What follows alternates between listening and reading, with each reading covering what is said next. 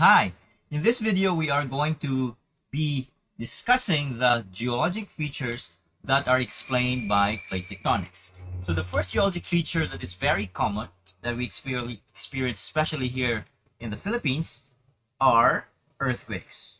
Okay, so from the word itself, quake, earth, so it's a quake of the earth, so meaning it's a shaking of the ground, the violent shaking of the ground. However, I just want to discuss that a lot of students have a misconception about earthquakes because they know that plates or the tectonic plates move, and because the plates move, they would think that earthquakes are caused by the movement of the plate tectonics of the plates itself. But that is not correct, because remember, plates move at a very slow pace.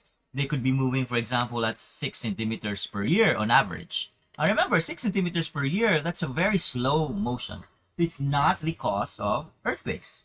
So the cause of earthquake is the building up of pressure between two plates. So it's still related to the movement of the plate tectonics, but it's not the direct cause of earthquakes itself. So if you have a plate here, say plate A, and you might have another plate here, which is plate B, right? And for example, plate A moves this way and this plate B moves that way. So you see there is a point where there is a point of tension here, right? So there's a point of tension because as the two plates move, this moves this way and this moves that way, some parts of the plates are caught or they are snagged, right? And so as they move slowly, the pressure on that point becomes builds up over time, right? So if it builds up over time, like this, I'm gonna show it to you like this,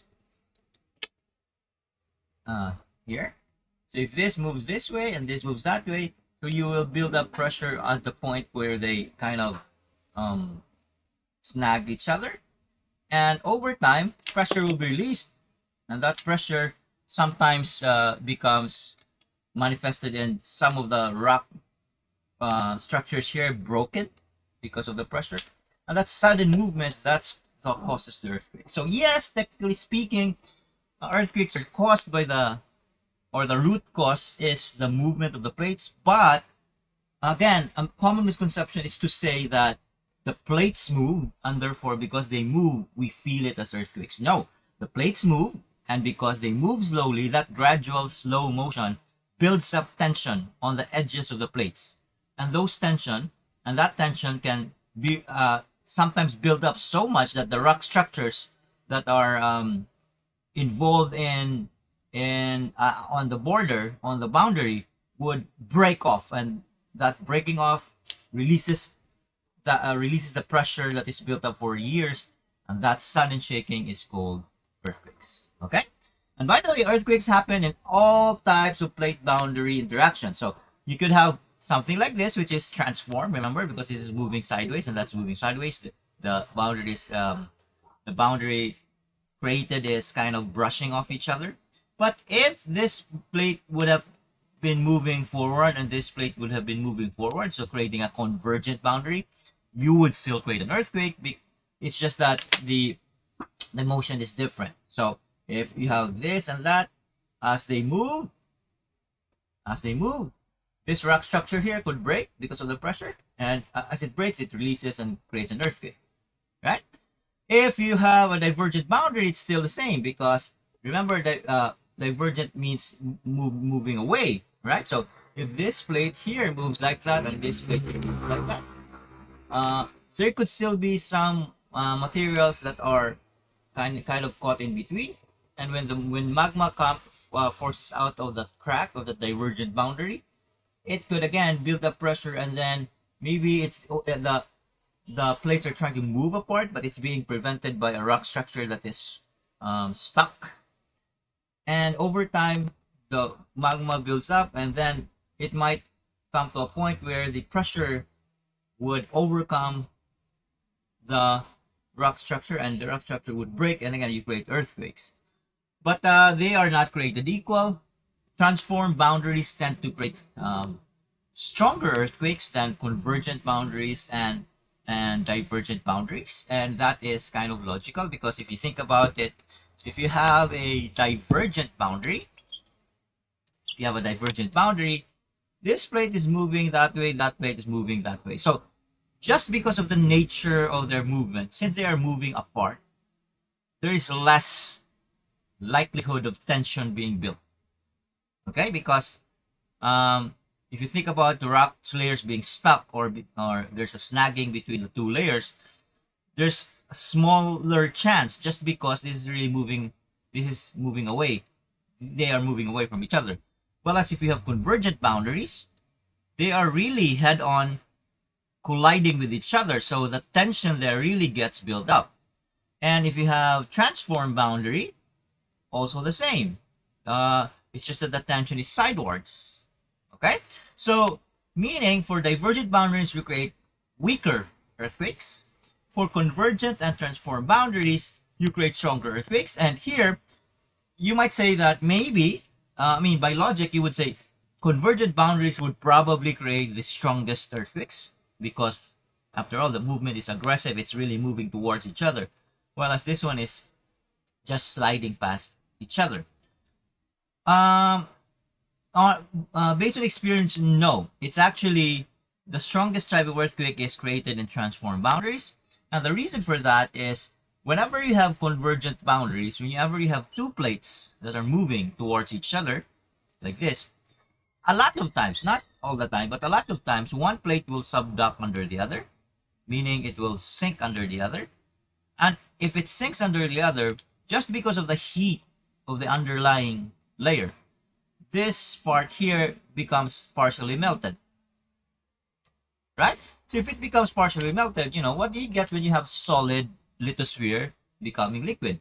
So it becomes soft, right? So if it becomes soft, meaning the tension is really not built up, because you only build tension when you have a solid material, another solid material, and they're gradually moving towards each other. So you build up pressure, right? So here, the pressure is kind of released just by one of the plates being melted. So it softens the edges of one of the plates. But do earthquakes still happen? Yes, they still do. Now, even if you have two convergent boundaries, and one will not subduct under the other, what will happen is there will be a crumpling effect. So meaning you have this plate and that plate, as they move toward each other, they crumple upwards. And what does it mean when they crumple upwards? It means that the materials are being pushed to the sides, which by definition would mean that the pressure is already released towards that side. Okay? So, when you do that, therefore, as the materials will crumple up, you have that gradual release of energy. Okay? So therefore, either through melting or through the crumpling of materials, you are releasing energy little by little. So therefore, you don't really build up a lot of pressure. With transform boundary, remember that the transform boundaries, these two plates are just moving towards each other. There's no crumpling effect.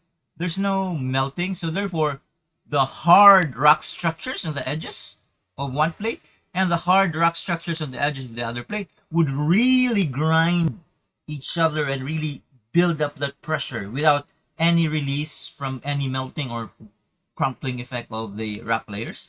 So that's why transform boundaries creates the most devastating earthquakes.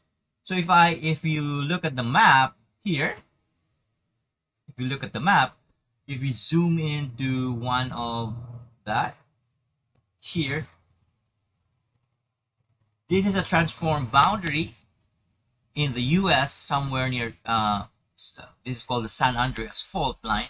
So the San Andreas fault line is very famous for creating very devastating earthquakes because it's a transform fault boundary. Okay, so that's why you have the movies like San Andreas, which was a movie about earthquakes that was named after that, because that's the realism element of the movie. It's based on the concept that transform fault boundaries create devastating earthquakes, and one of the most common, one of the most, the most famous transform fault boundary that you can see is in San Andreas in America. So San Andreas Fault. Okay, so that's it is about earthquakes. Earthquakes happen in all the three boundaries, all the interactions, but they tend to happen earthquakes are created such that they tend to be stronger in transform fault boundaries and weaker and the weakest in divergent boundaries. But you still create earthquakes in convergent boundaries. It's just that the weaker ones are created by divergent boundaries, and the strongest ones, are created by transform boundaries. Just by logic. Obviously, there are exceptions to this rule, but in terms of the concept underlying you now know what's the reason why transform boundaries create stronger earthquakes and divergent boundaries create weaker earthquakes.